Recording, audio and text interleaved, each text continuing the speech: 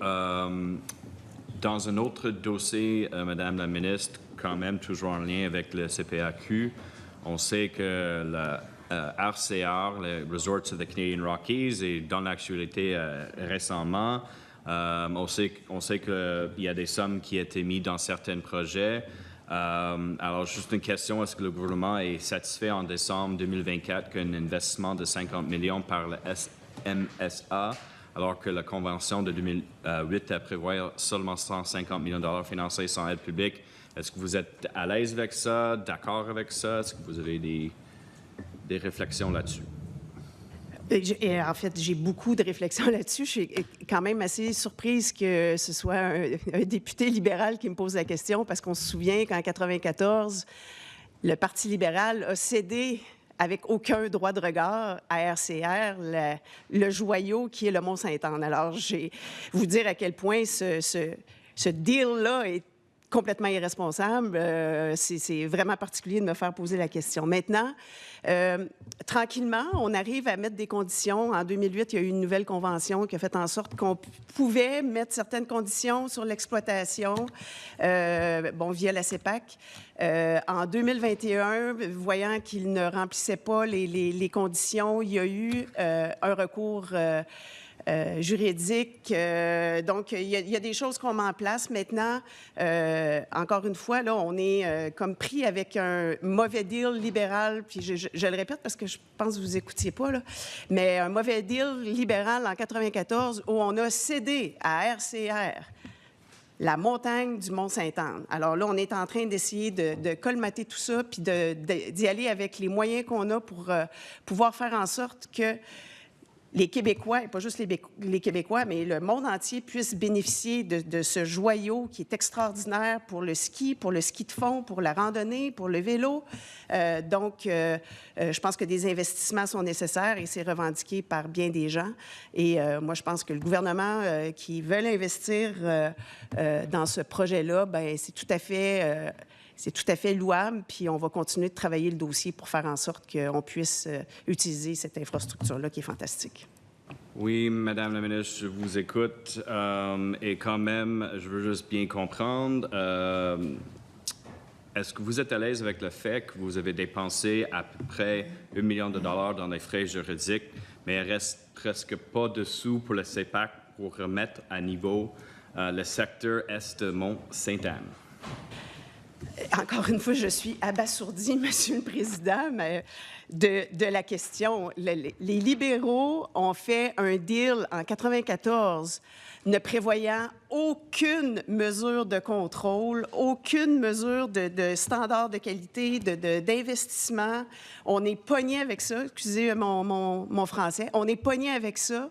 On fait en sorte d'avoir une convention, on y va petit à petit pour faire en sorte d'avoir une pogne sur ce dossier-là pour faire en sorte que qu'il y ait des investissements, qu'il y ait des télésièges de qualité, qu'il y ait des standards de qualité qui soient déterminés. On est obligé d'aller devant les tribunaux parce que ça n'a jamais été prévu par les libéraux. Puis là, on se fait reprocher de mettre de l'argent dans les tribunaux. Je ne sais pas quoi dire d'autre. Oui, Madame la ministre, je sais que votre ligne d'attaquer les libéraux, c'est bien beau pour les caméras, mais ça ne dit absolument rien.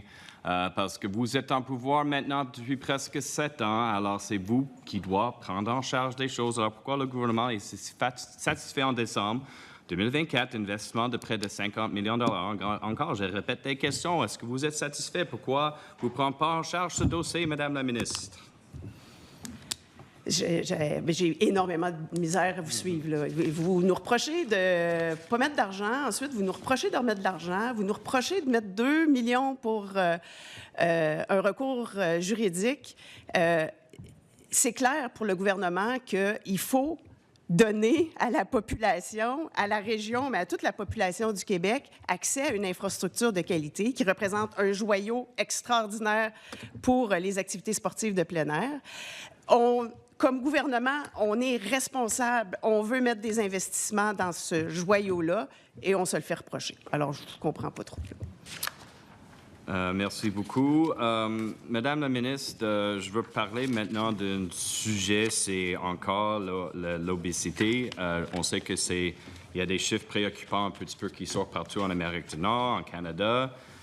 Quand même au Québec, c'est un enjeu qui est soulevé souvent. Je sais que dans le budget pour le développement du sport et de loisirs, de l'activité physique et du plein d'air, il y a une variation, un recul des budgets d'environ 8,5 Pourquoi couper dans le financement du sport et de l'activité physique alors que votre gouvernement affirme vouloir miser sur la prévention pour améliorer la santé des Québécois? Oui, bien encore une fois, je répète, on ne coupe pas. Là. Je vous ai montré tantôt qu'on a 272 millions de dollars d'argent neuf sur 5 ans.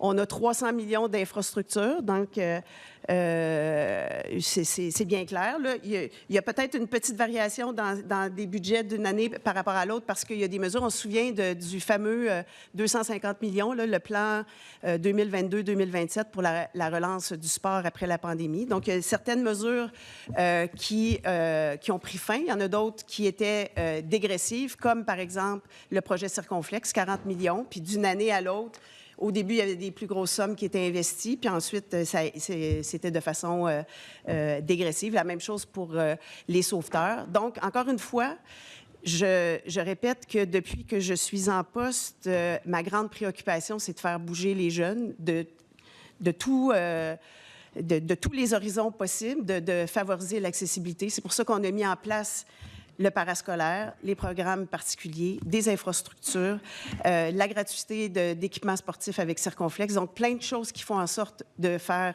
bouger les jeunes et les moins jeunes pour justement faire en sorte qu'il y ait moins de taux d'obésité.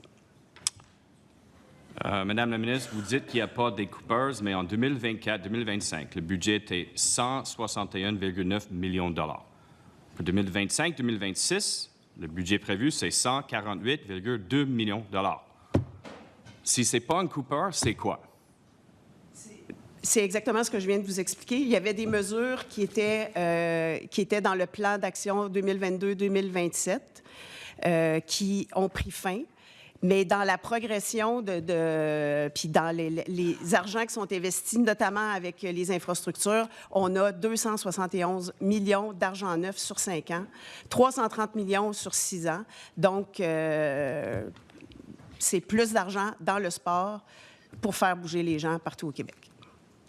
Oui, mais juste en général, si on regarde le portrait, le budget pour plusieurs des choses, Équipe Québec, promotion de l'activité physique, promotion de loisirs, promotion du sport, société des établissements de plein d'air, CEPAC, soutien aux organismes multidisciplinaires, autres crédits de transfert. Quand je regarde chacune de ces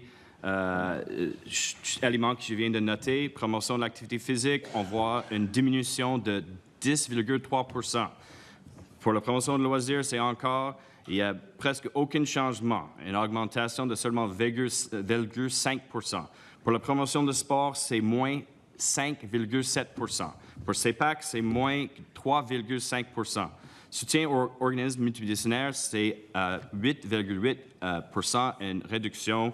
Alors, en général, on voit une baisse partout dans votre budget. On sait qu'il y a des problèmes d'obésité, le fait qu'on a une société où des gens ne bougent pas assez. Madame la ministre, comment vous pouvez couper dans ces budgets? Est-ce que c'est plus une priorité d'attaquer la prévention et de s'assurer que nous avons une société en pleine forme et en santé? Bien, je vous ai exactement expliqué la raison de la baisse de financement. Il n'y a aucun programme qui a été coupé. Il n'y a aucun financement de programmes pour les fédérations, pour les initiatives et tout ça.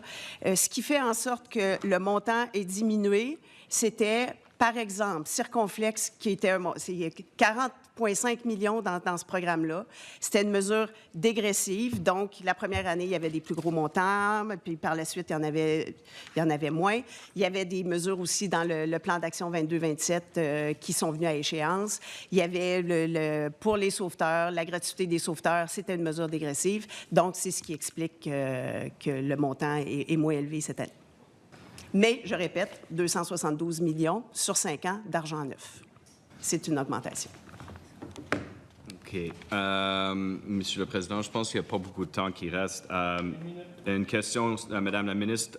Pour les données, pour avoir un portrait plus détaillé sur l'obésité, est-ce que le gouvernement a un plan de peut-être mieux étudier la situation, de recueillir plus des données, particulièrement en lien avec l'obésité infantile, pour peut-être mieux développer des politiques pour attaquer à ce problème dans notre société? Oui, bien, encore une fois, là, on travaille sur les saines habitudes de vie. Là, évidemment, le dossier d'obésité, c'est un dossier en santé. Ce n'est pas sous mon égide. Mais encore une fois, moi, je me concentre pour faire bouger les jeunes pour pouvoir contrer ce fléau. Merci beaucoup. Je n'ai pas plus de questions. 30 secondes. 30 secondes.